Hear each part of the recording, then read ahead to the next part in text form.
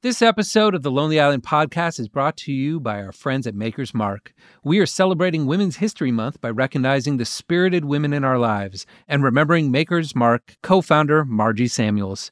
You too can celebrate the spirited women in your life with a free personalized label to go with a bottle of Maker's Mark. Head to makersmarkpersonalize.com and fill in the details in order to create and mail your custom label. Maker's Mark makes their bourbon carefully. Please enjoy it that way. Maker's Mark, Kentucky Straight Bourbon Whiskey, 45% alcohol per volume. Copyright 2025, Maker's Mark Distillery, Incorporated, Loretto, Kentucky. It's the Lonely Island and Seth Meyers podcast. All right, I'm going to jump in. Hey, everybody. Yes! I'm Andy. Oh, no. So, Yorm, just to clarify, I said I'm going to Yes. jump in, and you took that as your opportunity to just start screaming in the microphone? I'm so jacked up for this episode. All right, so Yorm is today's Andy, but he's also today's Yorm, and he's also today's Akiva. Yeah. But we're joined by a couple other people. We're having a special episode of the Lonely Island and Seth Meyers podcast. We have reinvited back previous guests, John Solomon and Will Forte. Hello, gentlemen. Hello. Hello. Johnny, Will, Johnny. We had always wanted you guys to come back on to talk about more MacGruber stuff, including the movie. And then very sadly, we had a reason to speed that process up. Our dear friend Val Kilmer passed away. I highly recommend everybody go and read a beautiful piece that Will had published in New York Magazine. It was very lovely, the way you talked about Val. And I thought maybe we could talk about him some more on this here podcast today. We could talk about him for a year and it wouldn't cover even a dent of who he was. Load it up. He's the world's deadliest villain. Sorry. He's ruthless Don't speak Russian. and brilliant. Straight flush. I'm going to turn Washington, D.C. into a pile of ash. He's known only as Dieter. And until now, he's been unstoppable. What the world needs is a hero who's so top secret, we don't even know his full name. Hello, MacGruber. Can we just start with the casting of Val Kilmer in MacGruber as a character, Dieter von Kuntz? Dieter von Kuntz, yeah. Dieter von Kuntz. So in the very writing of the script, you have eliminated probably 85% of actors who just are going to hard no. I think it's a testament to either he didn't read the name of the character because he was at the table read, and I don't know if we talked about this, that he admitted to us afterwards that he read it cold and he nailed it, like just absolutely nailed the part. Yes. I think not only would 85% of actors not want to play a character named Dieter von Kuntz, I think probably 99% of agents don't want to call their clients and say, hey, there's a part I think you're perfect for. For people who don't know the process, we went into the table read not having the role cast. He was just coming to the table read as a favor, like not even to any of, I don't know who he was doing the favor for because none of us knew him. So we were so excited to have him at this table read. It had to be Lauren, right? Yeah, it must have. He was just doing a favor, and we were so excited that he was even just doing the table read. But I don't think at any point we were like, oh, Val Kilmer would ever be a part of this movie. Just because of him. I mean, obviously, I think we were pretty excited he was doing it. It was shocking, like honestly, just for all of us being just such massive fans of Top Secret. To me was the first movie that I saw where I watched it and like was doubled over most of the time. I can't remember how old I was watching it, but thinking like, I didn't know that adults could be this funny was my first thing. And so just to have this man who like was such a part of our childhoods and that movie across from us, and then finding out that he was reading it entirely cold and just crushing. Dieter von Kuntz. I will say this though, he did do the movie.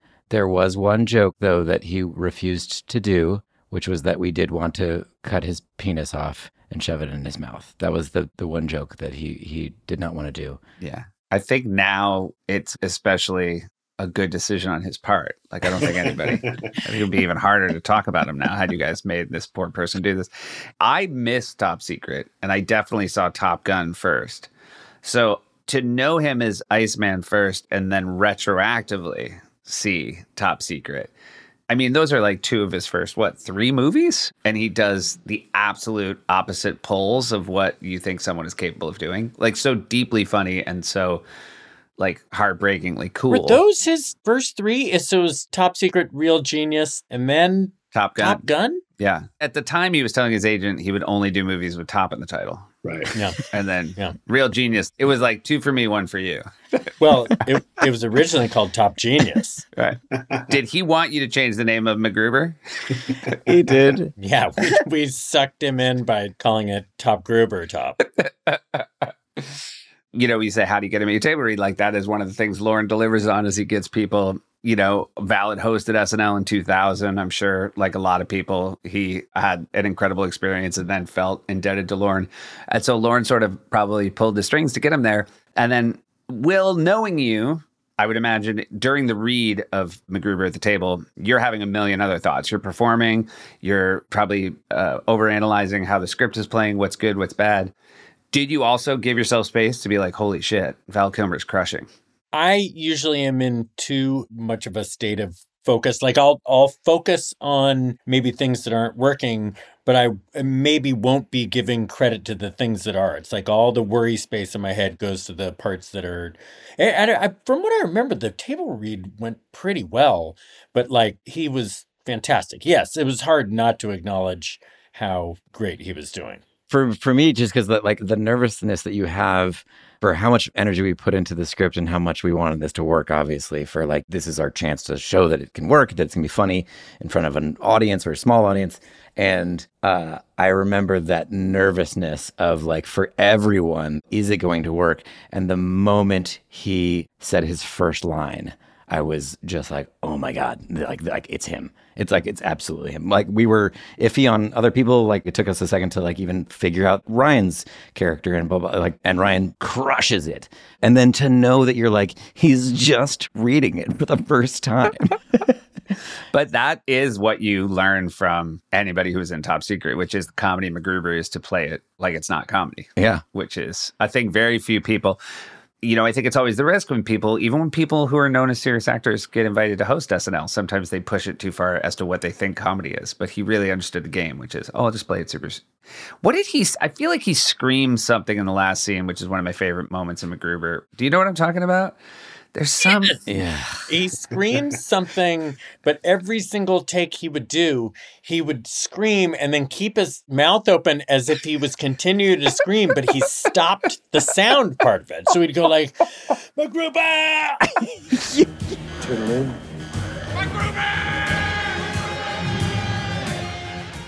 He screams MacGruber and then keeps his mouth open. What a funny take.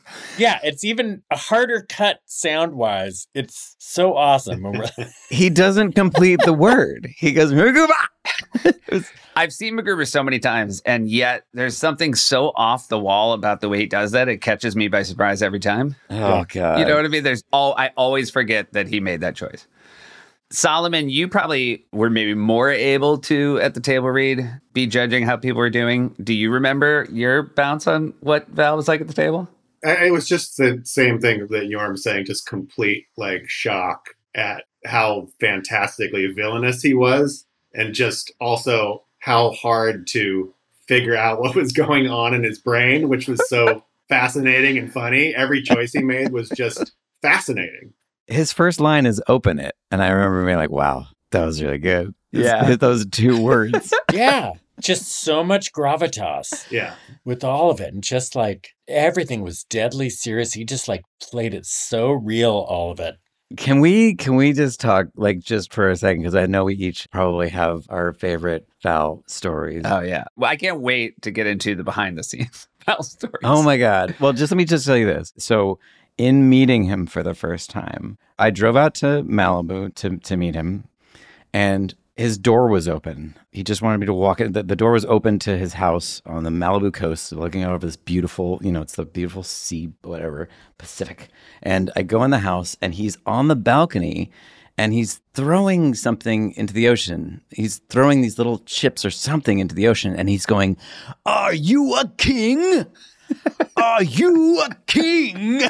And I was like, what? What? And he comes back into the room. He's turned away from me. And he comes back into the room and he starts tossing these little paper chips at me. These little chips. And I'm like, what are these? And I started looking at them. And it takes me like a couple minutes to figure out that he was invited to Mardi Gras that year to play King Baucus, or whatever, the guy who like leads the float. And these are little paper chips that he's supposed to be throwing out to the crowd with his face on it. And he was saying that he was a king, but it was just the leaps of logic. Was he practicing? No, he was just messing with me, I think. It was just like this wonderful, like, this is how I'm meeting the director of this film that I'm going to work on. From jump, I was like, oh God, this guy, like, he was such this wonderful, we went to lunch and I was just like, right after the lunch, I remember driving home with Mari, my wife, and I was texting Val after this lunch and I was like, can I say this to, it seemed like logically what I should be responding to what he just said was, I was writing back, my friends will kill your friends? I don't remember how we got to that part in the conversation, of me texting him. I was like, can I write this to Val Kilmer? Like, it seems like that's what I should be saying to this man right now. Like, he was such this wonderful ball buster of a human being, like just fucking with life and he was such on every level, the most interesting mind. And I will forever remember that particular meeting. And so fun and like silly. Like he'd have this way of like talking very seriously to you, but very silly, but with no wink at all. And it was so disarming and fun. And then he'd kind of, just the teeniest bit of a wink would come in at a certain point. So you're like, okay, good. He's fucking around. This episode of the Lonely Island Podcast is brought to you by our friends at Maker's Mark. And I'm with some of my friends right now. Hi, guys. Hello. Hi. You know, Margie Samuels was a spirited woman. She was also the co-founder of Maker's Mark. I don't have to tell you guys this stuff. No, we'd know it, but our listeners might not, so continue.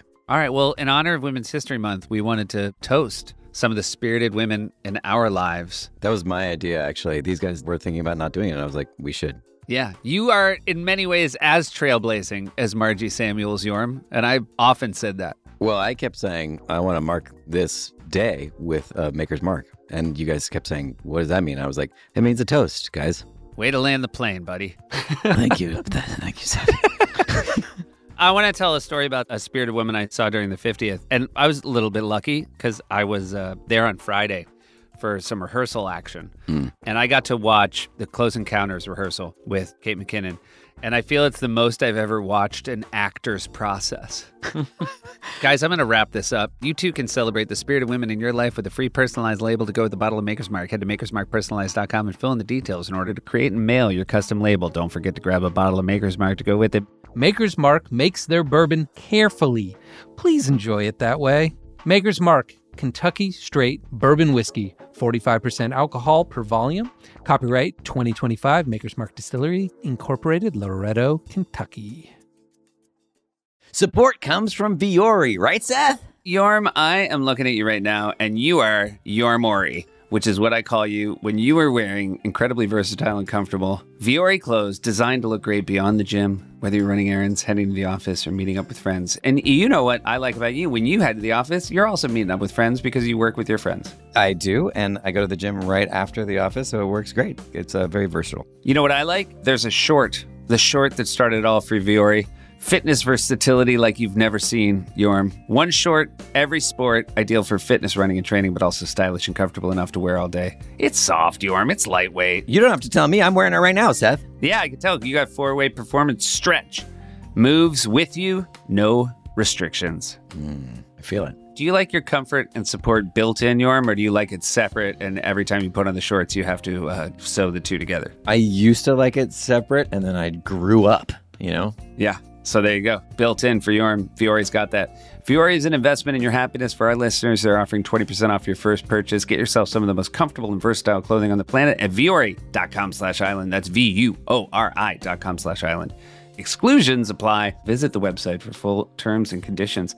Not only will you receive 20% off your first purchase, but enjoy free shipping on any U.S. orders over $75 and free returns. Go to vuori.com/island and discover the versatility of Vuori clothing. Exclusions apply.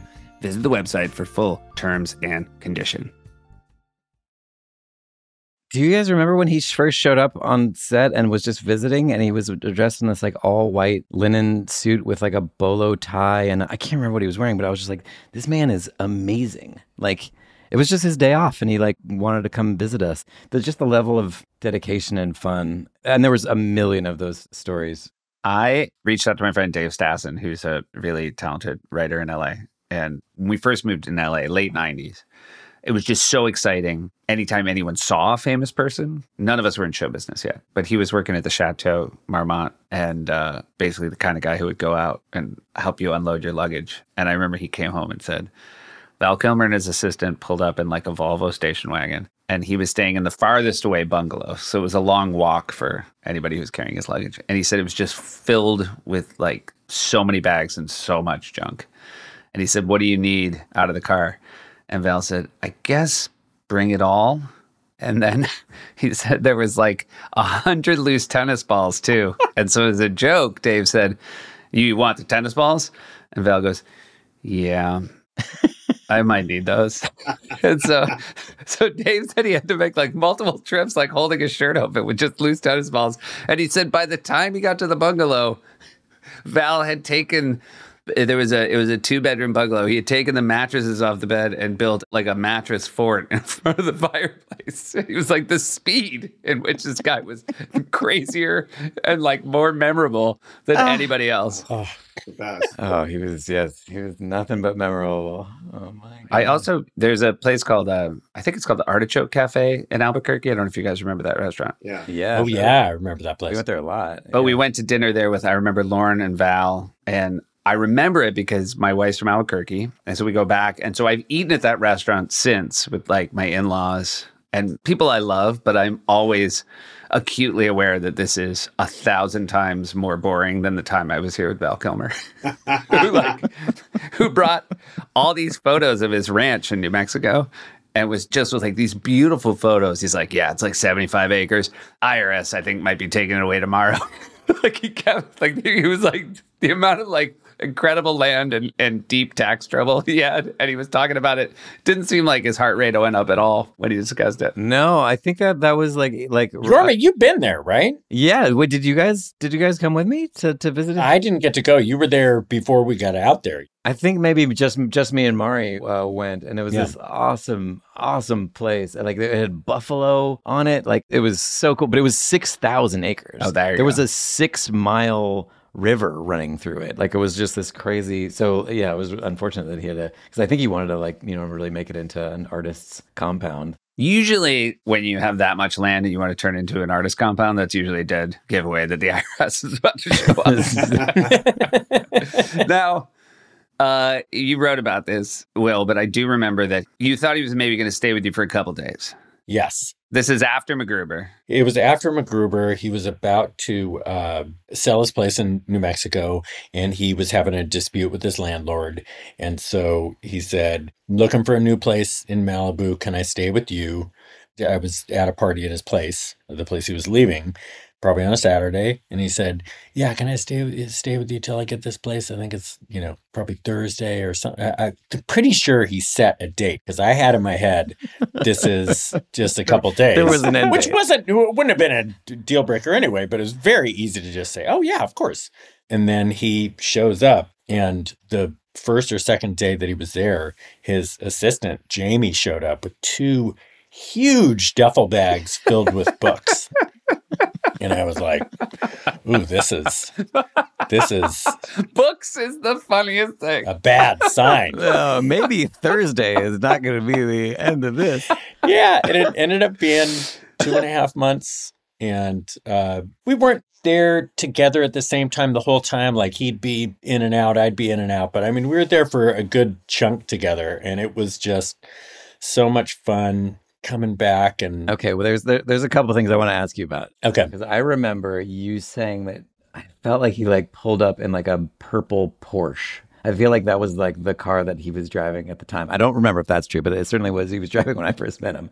And then, which is great to then stay at your house. And then also that Jamie would like make smoothies for him in the kitchen, which is really funny to stay at a guy's house and then have their assistant be making smoothies in the morning for them. It's great. Don't remember the Porsche, and I do kind of remember the smoothies. I do remember the smoothies. The main thing I remember, he was watching a ton of 30 Rock. And so I'd go in all the time, and all the lights would be out. Whenever I'd get back, no outside lights would be on, nothing. It was just like completely dark house, and I'd go in and there'd be like a little hum of light under the door, and I'd be going up and I'd just hear him say, "Hey." And I'd say, "Oh, hey, what are you doing?" He's like, "I'm watching 30 Rock. And this show is so great." And I'm like, "Oh my God, this is awesome." And then the other source of light that would come in, I had gone to Burning Man and had one of those like minor lights, those headlamp things. And so he would just be reading some of those books that had come in the duffel bag. He'd just be reading with that light on. No lights in the entire house on. It's just like that light. And it was so funny. Wait, Forte, in the article, because I haven't been able to read it, did you tell the story about the jogging or no? I did tell the story about the jogging. Oh my God. It's so good. Can you just tell it again just because it's verbally So I was going to go for a jog, and he said, "Hey, maybe I'll go for a jog with you." And I said, "Okay, great. Yeah, I'm going to go pretty soon. So, let's get ready and we'll meet up in 5 minutes." And so I'm, getting ready, putting my shoes on. I'm waiting. He's sitting there in this like white linen suit. And I'm like, okay, I'm pretty much ready to go. And, I'm backed up against schedule-wise. I only have a certain amount of time to run. So I really kind of have to go now. And he's like, "Oh, yeah, I'm ready." And I'm like, "What? You're going to jog in what you're wearing?" And he's like, "Yeah, let's do it." And so we go out. He's even got like this little, I don't remember what kind of hat, but it was like a hat that would go with the white linen suit. Like it might have been a straw hat. Isn't he wearing loafers too? He was, like wearing loafers or topsiders, something like that. Probably loafers, but like, yeah, we walked down, started jogging a little bit, and there's like a public restroom down by the beach, and so we go by that, and he's like, "Hey, I'm gonna peel off and go to the bathroom real quick." So I said, "All right, so I'll keep going." So I jogged down to the end of this stretch, which is kind of by Shutter's restaurant for anybody who knows Santa Monica, and then I turned around. I was gonna go back down, which would mean that I would pass him, and that was one of the greatest feast for my eyes of all time, was just coming down and then catching sight of him jogging in that suit just alone towards me. And then he caught up and we started jogging a little bit. That was just like a million things like that. I was glad to read that you have regret about it, Forte, because buzz got out. I mean, again, we were all so happy to know that Val Kilmer was living with you. That was deeply funny to anybody. I mean, it just was so wonderful. Again, you're a particular guy. You like things a certain way. Val Kilmer is the loosest of cannons. It was the comedy of it. I mean, anytime somebody said, "Have you heard the latest about Will and Val?" it was just a feast. But you guys dabbled with the idea of doing The Amazing Race together. Yes. And yes, I was in a period where I was watching a lot of Amazing Race, and he came back and said, gave me shit for watching it, "Oh, that's going to rot your brain." And I said, like, "It's a pretty good show. I think you would enjoy it if you watched it." So he sat down and he got kind of into it. And then we would from time to time be watching more Amazing Race. And eventually he just said, "We got to do The Amazing Race. Let's do it." And I'm like, "I would love to do it." And we both called our agents, and it was a resounding no. I don't know why, because I talked to them now. I told my agents that story, and they're like, "Oh, you should have done that." I'm like, "You fuckers were the ones who told us not to." I mean, Mike White did it. It's going great for him. Yeah. Oh my God, that's such a shame. That's such a shame. I would have. Solomon, do you remember those days? And did you go over to Will's place often when Val was living there? Yeah, and I lived pretty close to Will, and I would go over to his place pretty often. And just, even though I had worked with Val, like the context of walking into a house and looking over on the couch and seeing Val Kilmer laying under a blanket at 1:30 p.m. reading a book. Even though I knew him, I just could not compute. Do you guys remember the party? Like, it was this moment of feeling so in awe of all of the people he knew, because I remember meeting like the Harmony Korines of the world. I met a woman who had survived the bombing in Hiroshima in like a bank vault, who was like 90 years old. He found these people that he connected to like spiritually or creatively or like emotionally, like whatever it was that like drew him to people. And it made you genuinely feel so special to be like, oh, we're included in this group of like awesome misfits and like people that he relates to for whatever reason. One time he called us up and he said, hey, I'm in New York. Are you guys in New York? And we were, I think it might have been the year, like right after we had made MacGruber, but we were still editing it. And he was like staying at this super rich guy's house. And we went over there and it was like a place that had, I don't know, would you say $40 million worth of art? It was over $100 million worth of art in this one apartment. Like some Warhol piss paintings and huge Warhols. There was a Basquiat in the kitchen that was probably like a $5 million painting. Like, I have no idea what it would have cost. And with like sun drenching on it. You're like, whoa. I will tell you that John Lutz, who we all know, who's a writer at Late Night Today, told me that story. Because he went with you guys and had breakfast at this house. And he said that you guys were all taking pictures. And then Val reached out like a day later and was like, hey, maybe delete all those pictures of the art. I think Val was constantly living in a world where like the biggest villain for him was the IRS. Yes. And every friend he knew, the villain was the IRS. Yes. I don't know if it was that trip or a later trip, but like I would text with him sometimes. And he was in New York. And he said, hey, what are you doing? And I was like, just hanging out. What's going on? He's like, let's go take a walk. And I was like, sure, I'll go take a walk with you. So we started walking and we got to Paragon Sports, which is a sports store. Just north of Union Square, yeah. We go inside. He goes, come on up here. I want to show you something. We walk up these stairs. He walks me over to the knife counter where you have all the hunting knives laid out. The salesman looks at him, obviously knows him, and is like, hey, Val, clearly he's a regular customer coming in here looking at the knife. He points out a knife. It's like a pearl-handled, flip open hunting knife.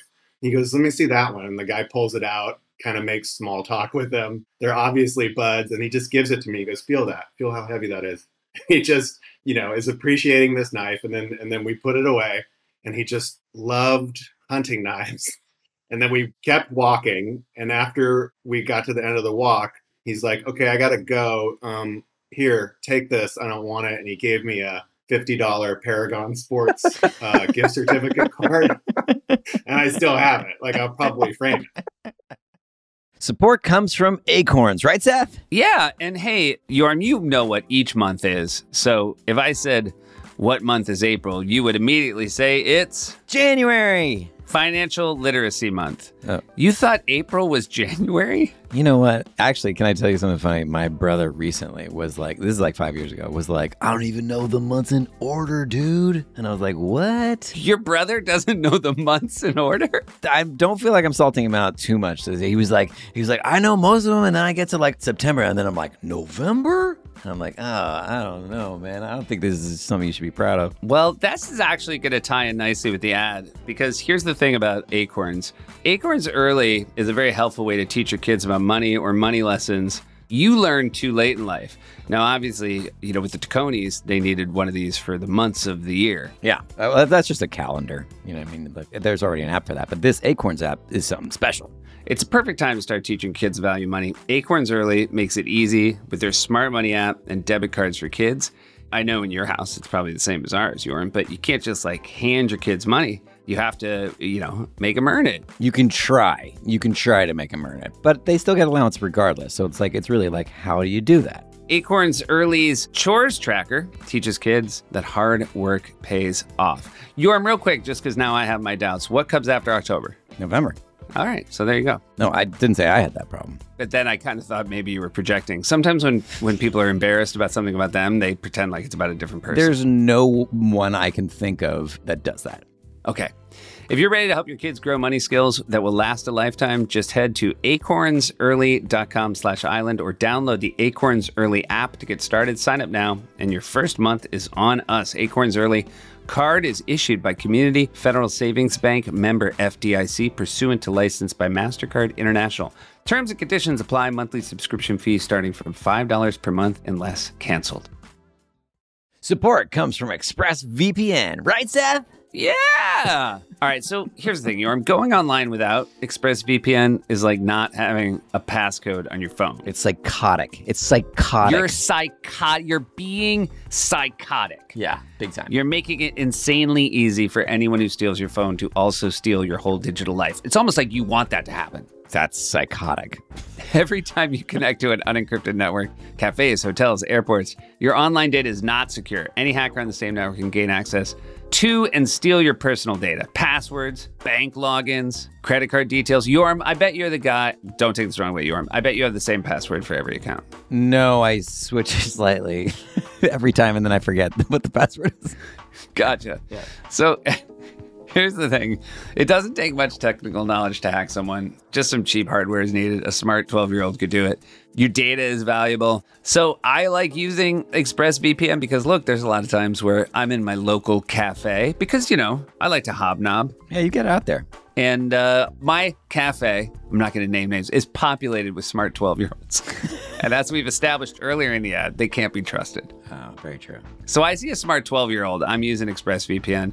It's easy to use. You fire up the app, you click one button to get protected. Works on all devices, phones, laptops, tablets, and more, so you can stay secure on the go. Secure your online data today by visiting expressvpn.com/island. That's EXPRESSVPN.com/island to find out how you can get up to 4 extra months free. expressvpn.com/island.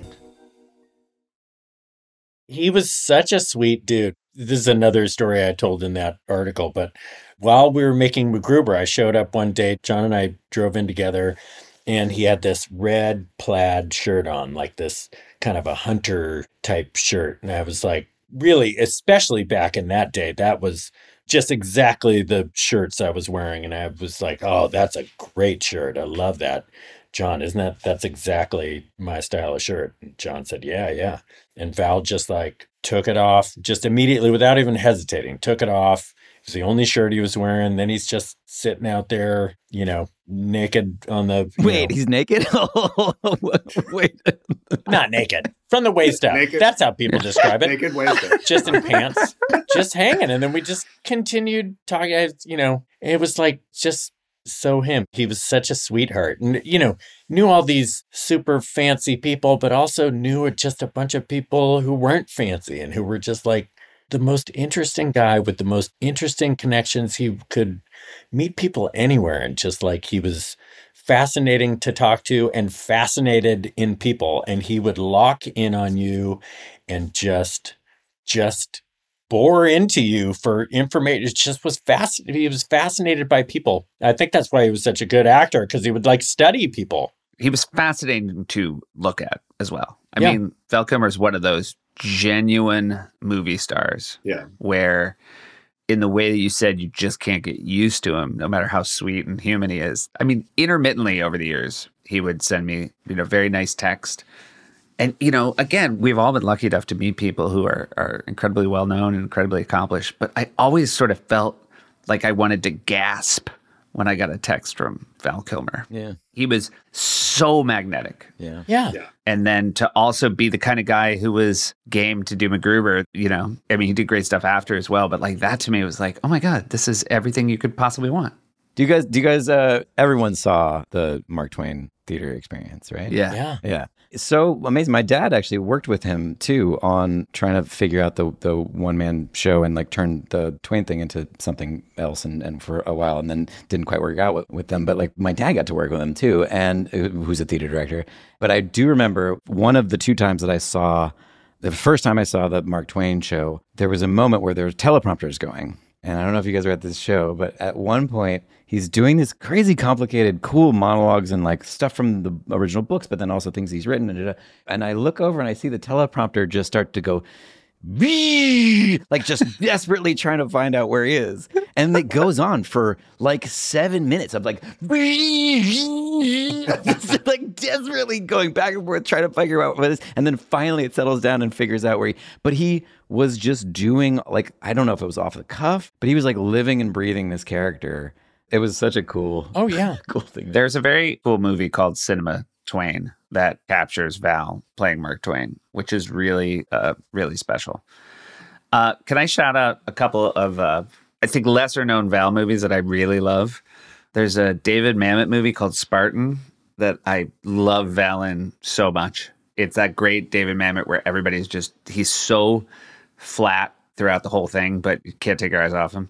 And then he was in Port of Call, New Orleans with Nicolas Cage, which is a movie we've talked about, a great Werner Herzog movie.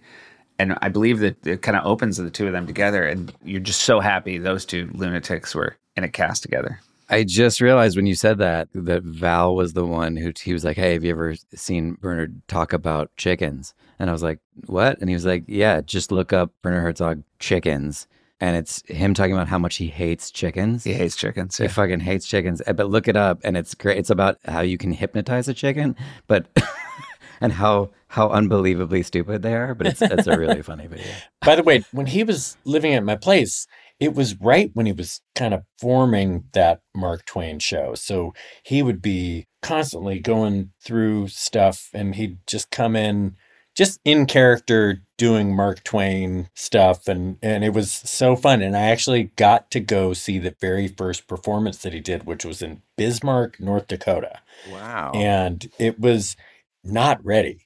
I mean, it was just like, it was filled with, it was just like our first MacGruber pass, just sprawling. You know, our first MacGruber draft was 180 pages long, which for people who don't know how long they're supposed to be, usually 100 pages. It was so long. And he had the confidence to know that it was a little too long and he was just going to try it out.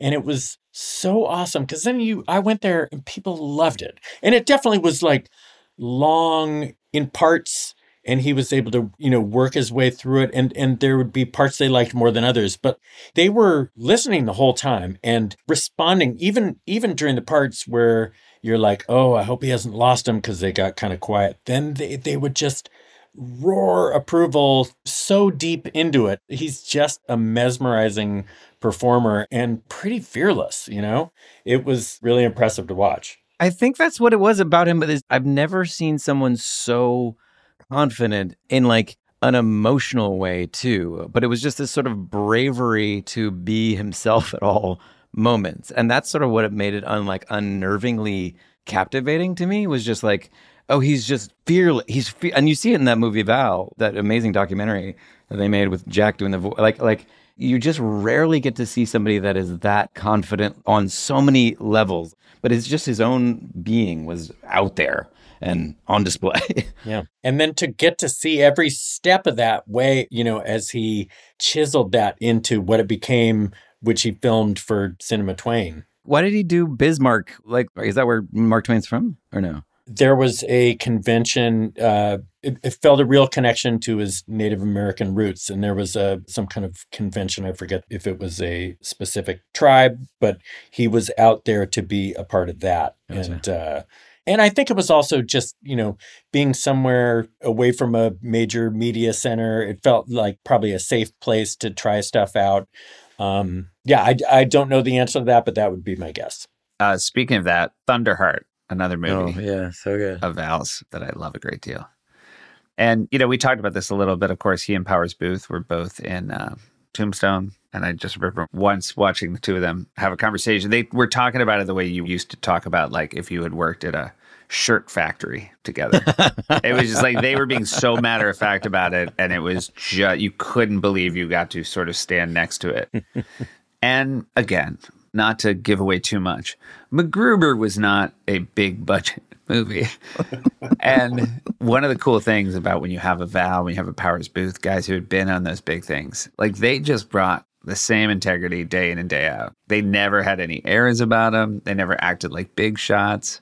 They just wanted to be a part of it. And that, I feel like, says so much about him as well. Yeah. That's really true. And they could have freaking just done it and bailed, but they kept in touch and wanted to stay in our lives. And I mean, what a thrill for us who were such huge fans, like to get to be buds with him. He's a special guy. You know, what a. He really was. He was just next level special, man. He was, yeah, I'll miss him so much. Wait, I thought of the other story. I got one more too. Go ahead. Do you remember the pillow story? Yeah, tell that one.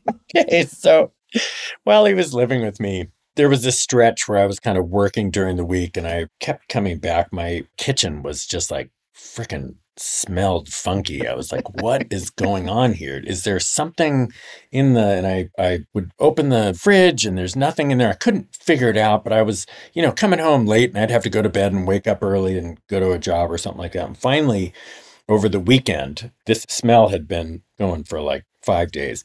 Over the weekend, I get in, I'm finally going to do a load of laundry, and I open up the washer, and there's just this pooled water. It's just a significant amount of water that just reeked. And so I closed the door, ran the wash, went all the way through, and then I ran an empty cycle with detergent in it just to, wash the washing machine out. Then I put my stuff in.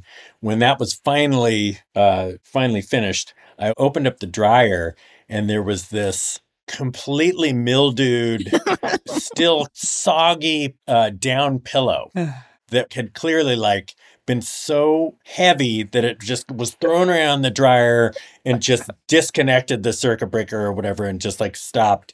And then the pillow sat in there for 6 days.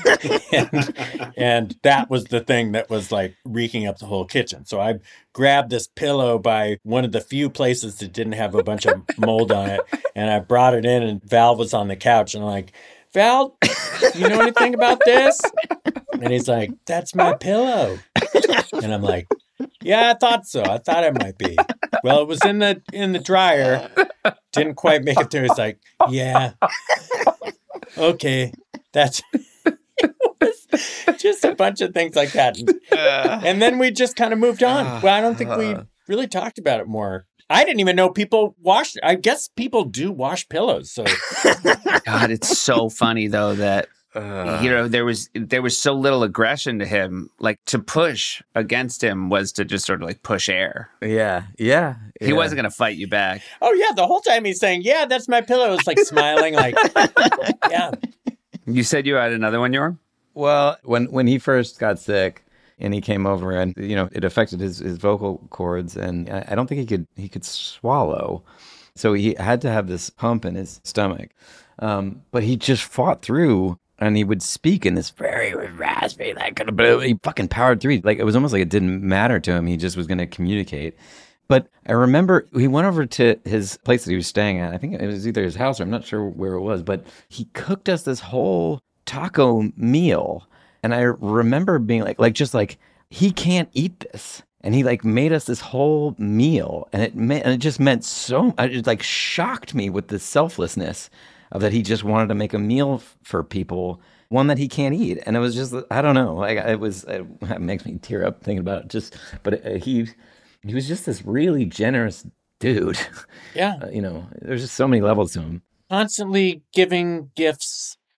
He was constantly making art and would gift art to, he was just giving art out all over the place or just little gifts just because, no occasion, just to give people things, to share things with people. Yeah. Support for the Lonely Island Seth Meyers podcast comes from Airbnb. Hey, everybody. Obviously, this podcast is about 4 friends hanging out, talking about old times. And all 4 of us are parents. And sometimes we go on vacations with our kids. I just recently took a trip with my kids, and they're very loud. And I want them to have the freedom to be the children they are and not always be shushing them because we are in a hotel. And that was one of the many benefits of taking our spring break in an Airbnb. You can hang out in a living room, not in a hotel lobby. And you know what? I kind of feel like a meal is better shared around a table than a bed. I feel like eating in a bed is a sign that things aren't going great. So it was fantastic. We had a great time. They did not wake us up early because they had their own rooms, and it was just so much better. And maybe you're someone who's thinking, you know what? My home could be a great get-together for old friends who are not looking to meet new people. You've put a lot of time, effort, and work into your home, and someone out there would probably love to experience it while they're traveling, and then they would rave about how it was the highlight of their trip. Your home might be worth more than you think. Find out how much at airbnb.com/host. Support comes from Rocket Money, right, Seth? Hey, it does, Yorm. How are you, buddy? Thanks to Rocket Money, I'm good. Well, Yorm, I think if there was a sort of through line of the podcast, it's that you don't have the best memory. And sometimes people without the best memory forget that they've signed up for maybe a trial period for something, and then they forget to cancel and they're charged month after month after month.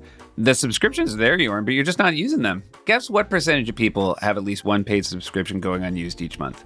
1,000%. 1,001%. That's my guess. 85. Oh. Well. So you went higher, which for an ad read is not ideal, but we want people to gasp when they hear it's 85%. I'm shocked it's 85. I thought it was going to be 2%. So here's the thing, Yorm. Rocket Money is a personal finance app that helps find and cancel your unwanted subscriptions, monitors your spending, and helps lower your bills so you can grow your savings. And right now, we're both watching Andy in the Zoom box just furiously using his Rocket Money to cancel apps. Oh my God, Andy's really going to town. Well, look at him go. Look at him go. Rocket Money has over 5 million users and has saved a total of $500 million in canceled subscriptions, saving members up to $740 a year when using all of the app's premium features. Cancel your unwanted subscriptions and reach your financial goals faster with Rocket Money. Go to rocketmoney.com/island today. That's rocketmoney.com/island, rocketmoney.com/island. He hosted SNL in 2000, and U2 was the musical guest. And it was before I was on the show, but I was in the audience. I had sort of begun my process of being someone that was on the radar of SNL. And Ayala Cohen, who worked in the talent department, invited me to come to New York to see the show. So I got to be in the audience, and I was just so excited to see Val Kilmer live, which, it was more than just SNL, and obviously to see U2 as well. But I was at the after party as well, and I remember just sort of going into the bathroom as he was coming out and talking way more than I had any right to as somebody who had been invited to the show and just saying, hey, I'm just a huge fan. You were so great. And I just remember how sweet and patient he was then at 2 a.m. at an SNL after party. But he was in a sketch that episode that took place on like a commuter airline where he is playing Iceman from Top Gun 30 years later with a bit of a paunch and thinning hair. And our friend Mike Schur wrote that sketch. So I reached out to Schur to ask if he had any memories. And so he left us a voice note. So here is Mike's memory of the Top Gun 30 years later. Hey, fellas. It's Mike Schur. I have some Val Kilmer memories. He hosted in December of, I think, 2000. I remember it was a holiday show. I think the monologue was like a Ghost of Christmas Future kind of a deal. And I remember him being very intense, but very nice and sort of down for anything. Scott Wainio wrote an incredible sketch. It was a Behind the Music parody, which was like the biggest show at the time. And it was based on the old saying that if there's a heaven, they must have a hell of a band, which is what people used to sort of in a cliched way say about the deaths of Janis Joplin and Jimi Hendrix and people like that. So the idea was it was the band that those people had all formed in heaven. And Val Kilmer did his Jim Morrison impression, which was, incredible. And it was wonderful. And they got the real guy from Behind the Music to narrate it. And side note, Wainio got that guy to record the outgoing message on Wainio's answering machine. So for a while, when you called Wainio and you got his machine, the guy from Behind the Music would say, Scott is not here right now because his life is falling apart due to drugs and infighting. And it was great.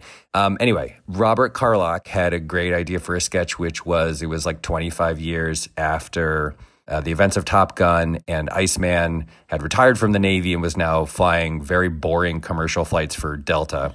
And so I wrote it with him, and Parnell played the pilot, and Iceman was the co-pilot. And so Parnell would get on the PA system and be like, hello, good afternoon, ladies and gentlemen. Our flight time from Cincinnati to Hartford will be 2 hours and 20 minutes. And then Val Kilmer would get on the thing and go like, there's bogeys, 9 o'clock. We got bogeys on our tail. And then Parnell would grab it back and go, that is incorrect. There are no bogeys. There will not be any bogeys on this flight from Cincinnati to Hartford. It was a very funny, silly sketch, but very fun. So at the show, we went to the floor to watch it live, and Tom Cruise came to the show, and Marcy walked him down, and he was on the floor, like standing 8 feet away from me, watching this sketch and just enjoying it a great deal. And Marcy came over to me while the sketch was airing and was like, Tom Cruise is here. Should we get him to like walk on? And I was like, yes, of course we should. And she was like, okay, what should he do? And I was like, okay, just tell him like at the end of the sketch, like I remember I told her what the last line of the sketch was. And I was like, at the end of the sketch, just have him walk on and grab Val Kilmer and just say like, hey, Iceman, let's get you out of here, bud. Come on, or something like that. And she was like, okay. So she went over to him and she was whispering into his ear on the floor. And I saw Tom Cruise nodding. Like I remember very clearly he was nodding like, yeah, okay, yeah, I get it. And I was like, oh my God, this is going to be incredible. And literally, I'm not joking, Tom Cruise took a step toward the set, like heading over to walk on, and the sketch ended and the applause was cued and Val got whisked away to run and do a change. And we missed it by like, I would say 8 seconds. We missed a Tom Cruise walk on into the sketch, which would have just like, 30 Rock would have like crumbled to the ground. Anyway, R.I.P. Val Kilmer. Miss you guys. Love you guys. Bye. Thank you very much, Mike. The other thing that Val kept saying in that sketch to the co-pilot and the navigator was, you're dangerous. Yeah. There's a problem. You. Because you're dangerous. You're dangerous and foolish. And that makes you dangerous. Now let's cut the crap. And he was a real delight every time. You're dangerous. Really, really fun. Just because I have you guys, and I know you have to go, but we didn't talk about all the MacGruber sketches the last time you were on.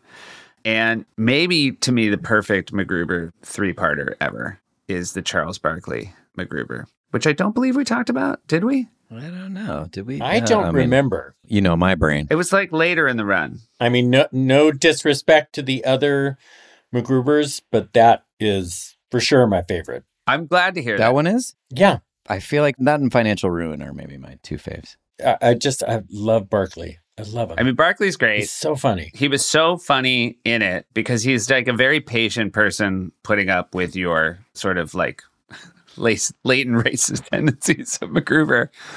But you keep calling him Darrell. Yes. MacGruber, this door is magnet locked. We're trapped. That's not our only problem, MacGruber. From the looks of that nitrogen bomb, we've only got 20 seconds. Don't worry, Vicky. Chill, Darrell. We'll have plenty of time to relax, time to chill, Darrell. Once we get out of here, once we scram, Darrell. It's pronounced Daryl. Oh, like a white Daryl. 10 seconds. To which you say, oh, like white Daryl, which I'll never forget. Yeah. And then my favorite line of his is when he says, MacGruber, I don't think this is going to work out. He hands you a pen and you scream, he's got a gun. That was the night of, God, I feel like it was some kind of championship game. It couldn't have been the NBA finals because that would be, but there was a huge game. I remember like, oh my God, I cannot believe that we're making, I think it was the college football playoffs or the national championship game. And he was so cool about it. They did bring down a TV. I don't think he even asked. I think I wanted to watch it too, but like he just was I love that guy. I love him. I think he's one of the funniest people around and I love him. My favorite moment making that was, him looking over and a play going bad and him going, come on, man. And then getting straight back into the scene and immediately filming. Maybe my favorite, you're giving a big speech about tolerance and how you're enlightened. And during the speech, Wig has told you there's 20 seconds. Vicky has told you there's 20 seconds. And you give a very long speech. And then she goes, 15 seconds. And then under her breath says, take your time. Like she appreciates what your moment of enlightenment is more important than the bomb. And then maybe one of my favorite, just the tightest writing. That I announced that in 2 Mondays, for the first time ever, we will be taking the day off to celebrate the life of a man that I consider to be my personal hero, Dr. Martin Rufus King. That's Luther. Oh, right, Luther. You're Rufus. I'm Daryl. Whatever. Look. 15 seconds. I know I have a ways to go, Darrell. But I'm headed in the right direction. So put her there.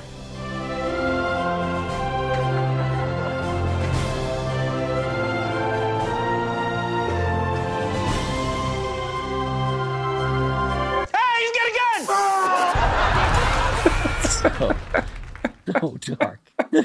MacGruber's a horrible person. But it's, you know what, I will say, like, it's what saves it from being dark is the sweetness of Barkley.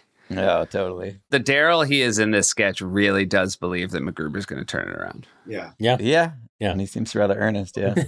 Just a bad person. It's a perfect 3-beat. I mean, all MacGruber's were, but that one I never get tired of watching. Thank you. Thank you, Seth.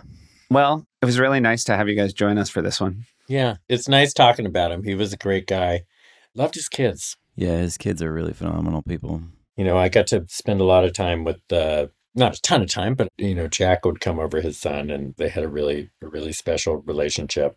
And I didn't get to know Mercedes well, but I know the way he would talk about them he was a sweet dad. Yeah.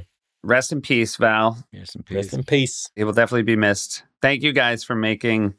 I mean, again, the guy had one hell of a career, but you guys know where I stand on MacGruber, and I'm really glad you made it with him. Yeah, same here. Yeah. We're very lucky. Honor for us. Love you guys. Love you. Love you. Love you, Seth. Love you, Val. Love you, Val. Love you, Val. Love you, Val. Oh, look at me. I'm MacGruber. Hey, let's pound some cut. Ooh, you want to go? Fuck you, fuck you. You want to go? We'll pound some cut.